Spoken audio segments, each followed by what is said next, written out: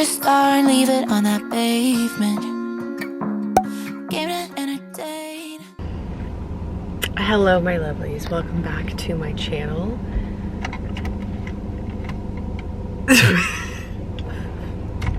I'm so tired. Oh my god, I'm so tired. And I literally said that and then I was like, what do I say now? Oh my goodness, happy Friday. So while we're here and we're exhausted, I figured I would do a little vlogging today. So I just finished up Legree. I had a decent class given how tired I am. I'm going to go run by the mall to return some things and then exchange something. I got some shorts from Abercrombie & Fitch and I got a medium just because I was like, oh, the length, like I'm gonna need a medium for the length. And then I tried them on and they were super baggy in the waist and I'm like, well, doesn't matter what length they are if they don't stay up. So I'm gonna go exchange those, see how a small fits, see if that works out. And then we're gonna go see someone. I'm gonna take you along. So yeah, good morning. I love ya. Hope you're having a great day. I need to go to cryo too because I'm achy. My body hurts. Okay, I'm gonna shut up. I'm gonna go return my stuff. Let's have a great day. Everyone, this is my partner.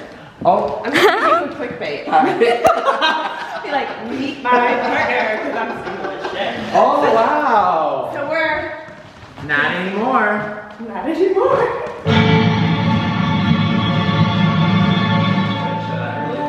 I'm begging.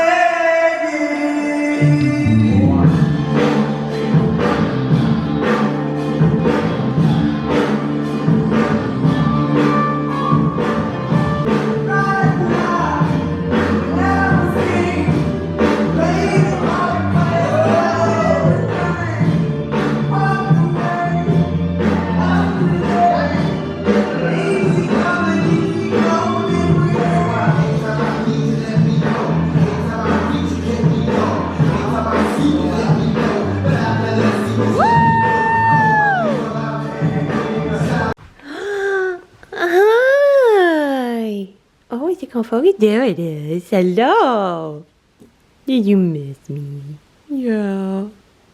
Yeah. Oh, hi. Oh, focus, please. Please? Please? Okay, so I shared a little clip. I told him I'm using him for clickbait because my partner, you get it? You get it. But my friend Nona, who does my hair, she posted a video yesterday, literally yesterday, of her taking ballroom lessons. And I immediately texted her. I was like, oh, I need the details because a couple months ago I was like, I think it would be really fun. Like, obviously I grew up dancing from the time I was 1.5 until I was 16. And even Keith today, he was like, how have you not danced in so long? Like, how is your soul? And I'm like, I know. Like, even after one class, you see how much, like, how happy I am. Oh my gosh.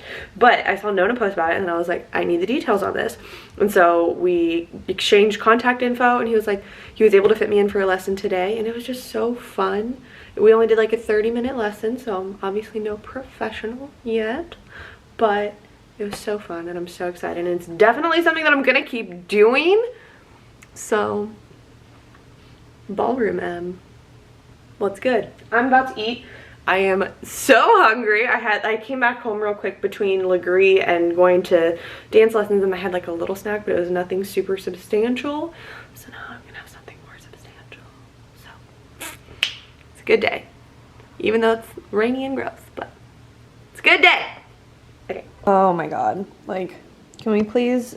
It's getting steamy. It's getting steamy in here, but look at this big, beautiful bowl of nutrients. I will put everything that's in here on the screen because it would take me a long time to say it out loud.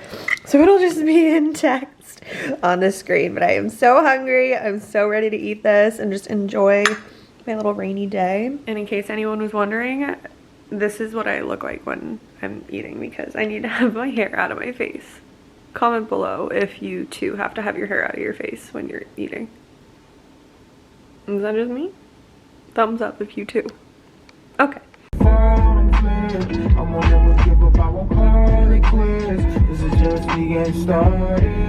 gals and pals. It's the next day. Yesterday was such a wash. Oh my god. I was so tired yesterday. So when I was done working for the day, I was like, dude, I'm not vlogging anymore today. I just laid in bed, watched Real Housewives with Luna. I've recently gotten into Real Housewives of Beverly Hills. Comment below if you watch it. And I wish there was a way that I could watch season 11 without Hulu Live. So if you know, like a free way to watch season 11, let me know. But today I had a lovely workout. I'm about to go get a massage. Praise the universe. I'm getting a lymphatic massage today. Lymphatic massage is more so like the movement of fluid, and like obviously lymph fluid, aka lymphatic, versus like a deep tissue, like very muscularly oriented massage. But I find lymphatic just as important for recovery, and I haven't had one in a really long time. So I'm gonna go get a lymphatic massage right now. Then I'm gonna go get a facial, because here's the story. I picked up this stuff by L'Oreal, their Lumi Glotion, last week. I used it for a few days, loved it. Then all of a sudden, started breaking out like a mofo. And I don't break out. I don't have super sensitive skin. Like, I used to struggle with acne when I was younger, and then also when I was going through all my stuff with my implants, and I was just generally unhealthy. But like, especially the last couple years, my skin has been the best it's ever been. So if something makes me break out, it's like it's a big deal.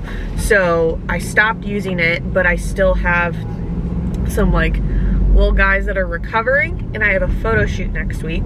So I'm going to one of my favorite places here in Columbus, and I'm gonna have a little facial. So that's what we're doing today. I feel bad, all my vlog clips are in my car, but that's just life, kids. That's just life. So it's another gloomy day, but it's a nice self-care day. Then after that, I'm gonna try and take myself to dinner. I did not think this fully through because it's a holiday weekend, so it might be super busy, but we're gonna try and take ourselves out for a nice dinner anyway. So that's today. I feel like this situation is the sign of a good massage. Oh, what a lovely setup that is. Okay, that kind of works. We're gonna work with it. You guys are sitting on top of a couple of items of clothing that I need to return, so we love an impromptu tripod. But I just wanted to start wrapping up this video with just a good old-fashioned chat. And I realize this video hasn't been super long. It's not been educational, it's not been insightful, it's not the greatest video I've ever put out, and I feel like I'm saying that consistently within the last few videos, and I need to stop justifying that because I'm trying to let go of my perfectionism, and the more I re-identify with my perfectionism and say I'm sorry that it's not perfect. Anyway, we're going on a journey already, and I was not intending to go there, but I really am just trying to put things out there, even if they're not the best thing I've ever created, because for one, nothing is ever going to be perfect, but two, the longer I stay away from creating content because it's not perfect, the longer I go never creating anything. So here we are in all of our imperfectness, but I wanted to have a little chat at the end of our video today. First of all, I had my second lesson with Keith today. Keith is my new friend and my ballroom dance instructor. So I've decided, I literally bought my package today at the studio, like I'm gonna take ballroom lessons for a while.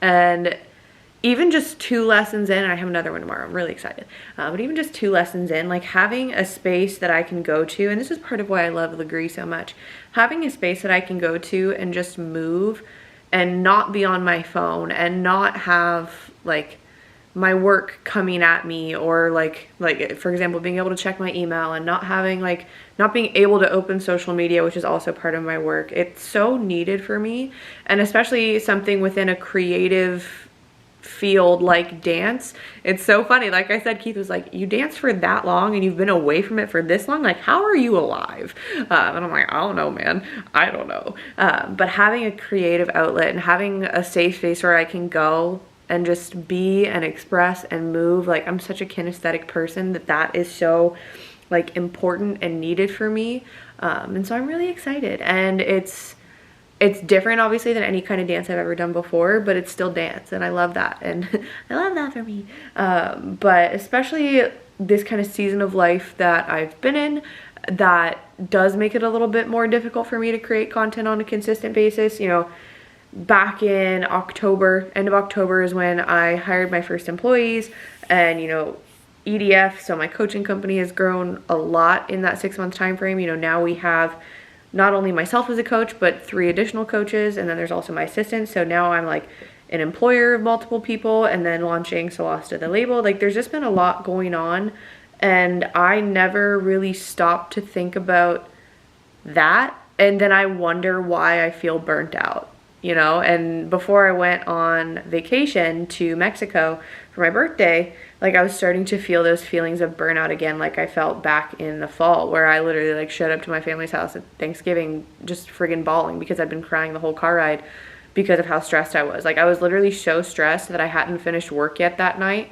because I was driving to my family's house for Thanksgiving, that I cried the whole way because I was so, like, there's a lot more that goes into it than that, but like, realizing how, like, some of the unhealthy mentalities and behaviors that I have around work-life balance for the last 5 years, 5.5 years, and then even with the influencer stuff, like the last 7 years, which makes me feel really old in the context of influencer land.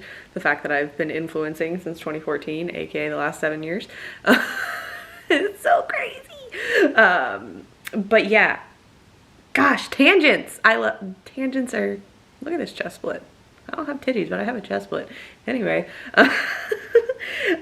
but just the amount of stress that I bring into my own life, to like describe it in a short sense, a lot of times by the time I am done with like my primary work for the day, which is coaching, I just don't have the capacity to, or the desire to, like, do fun creative work like making videos and talking to you guys and creating Instagram content and creating podcasts.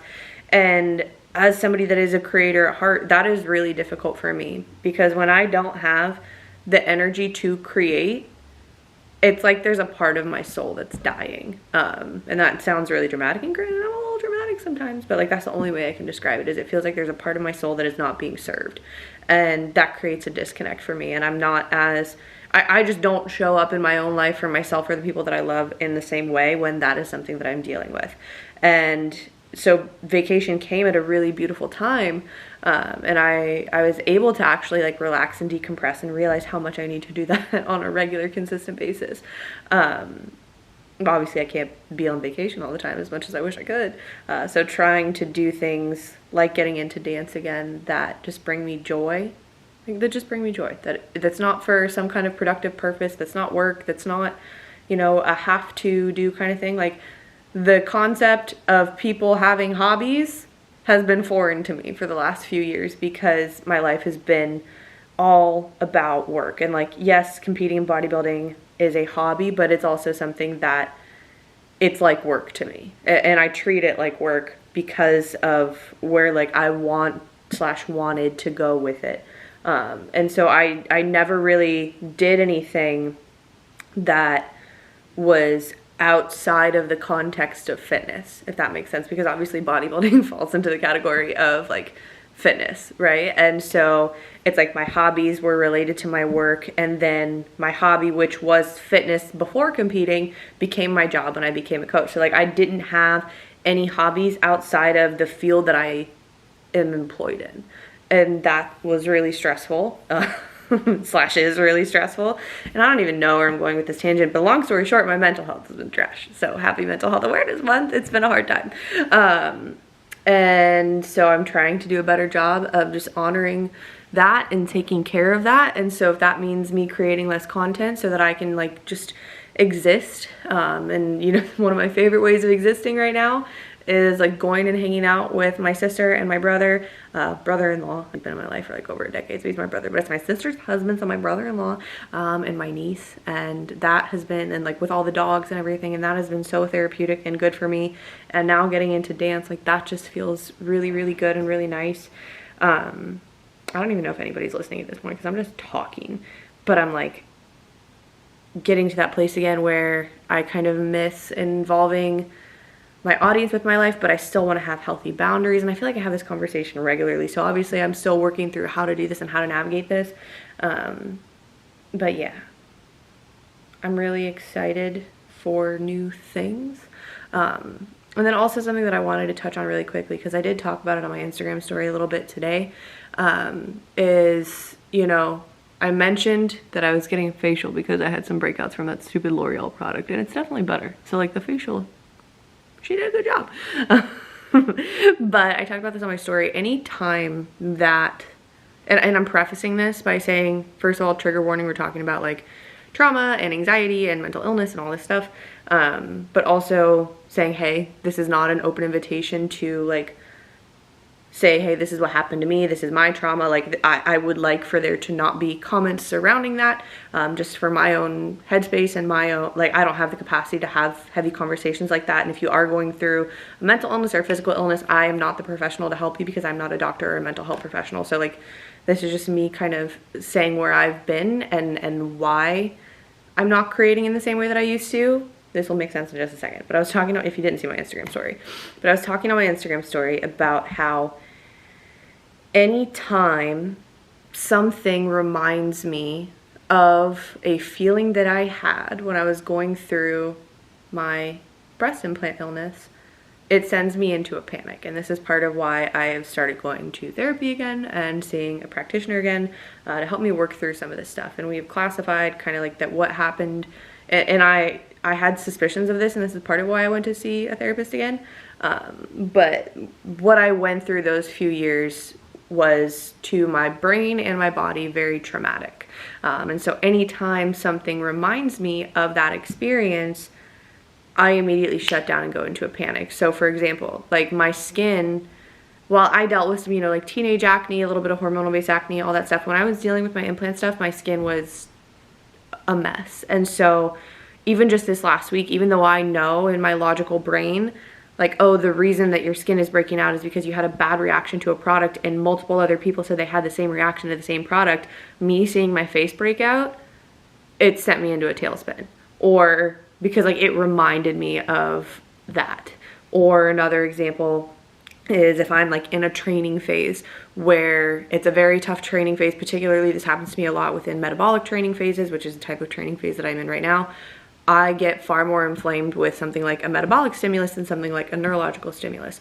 So metabolic phases, when I'm more inflamed, it can be really hard for me mentally, because not just because I don't like them, but because I get more inflamed. And that reminds me of back in that period of time when I was super inflamed all the time and I was in pain all the time and I was dealing with a mystery illness that I didn't understand. And so like that's something that I continually have to work through, is even though my logical brain knows like, oh, this is why you're dealing with this symptom that is similar to something that you dealt with then, but isn't necessarily that, it's still very triggering for me. And that's something that I'm trying to work through actively.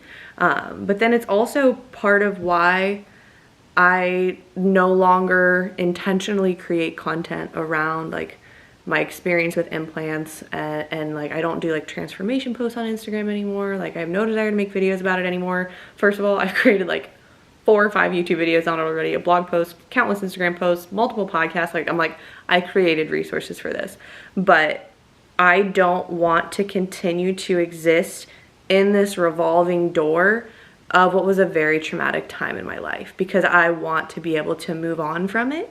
And I think that continuing to talk about it while talking about it at one point was very therapeutic for me. And I'm grateful for being able to potentially help somebody, you know, make the decision to explant and like have a happier life again, whatever it is. It does not, and that honored me at one point in time. It no longer honors me and what I need in order to have a happy and full life to continue to talk about it. And so if I ever feel in the future that it's something that I want to discuss, then, you know, obviously I will listen to my own intuition and be like, okay, I want to talk about this today and in this context and whatever.